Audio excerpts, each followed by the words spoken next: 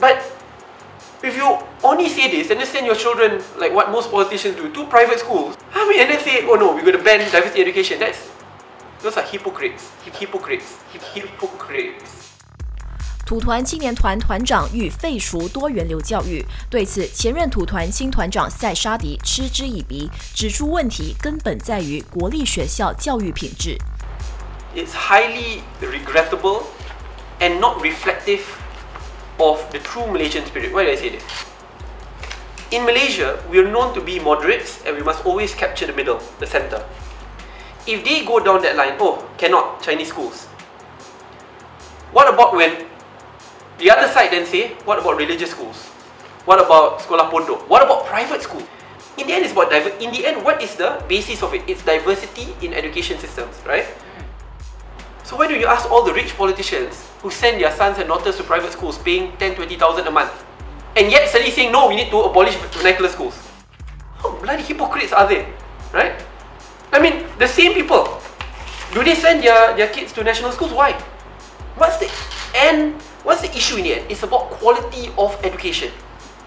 So it is our responsibility as politicians to improve national education overall, to give confidence and funding so that the national education curriculum gets better, so that in the end everyone sends their kids there, and that becomes the first option.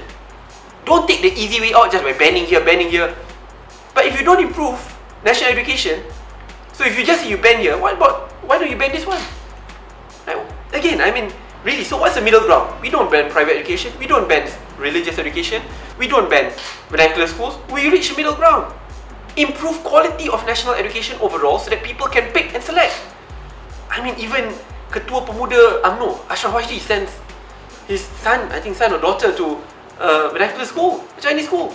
I mean, it's odd when people in UMNO says ban vernacular schools. So in Bersatu, same thing as well. So when there is no fairness, that's when these kind of issues will come up. I'm pretty sure if you ask, for example, a Chinese family, for example, if Mara gives a scholarship to an impoverished Malay kid, that Chinese family won't be mad. Say, yeah, he's poor, we should help. But even if you ask that Malay parent, what if JPA gives a scholarship to that poor, underprivileged Chinese family? The Malay parent say, of course you have to. Right? So don't think from like ultra-racial or religious lens to the point that we can't empathize for those who are actually in need. Right? So in the end, when we have that compromise and celebrate diversity and there's genuine fairness, that's how we move forward. But when we start thinking only from a populist lens, only from a racial lens, oh, ban vernacular school, and then the other side, ban religious school, and then ban private schools, we go nowhere. Right? We just fight for one another and there's no middle ground. So again, please, and we should never ever forget Rukun Negara and Perlembagaan. Right? It's about embracing and celebrating diversity in Malaysia. And it's also about improving quality of education hand in hand.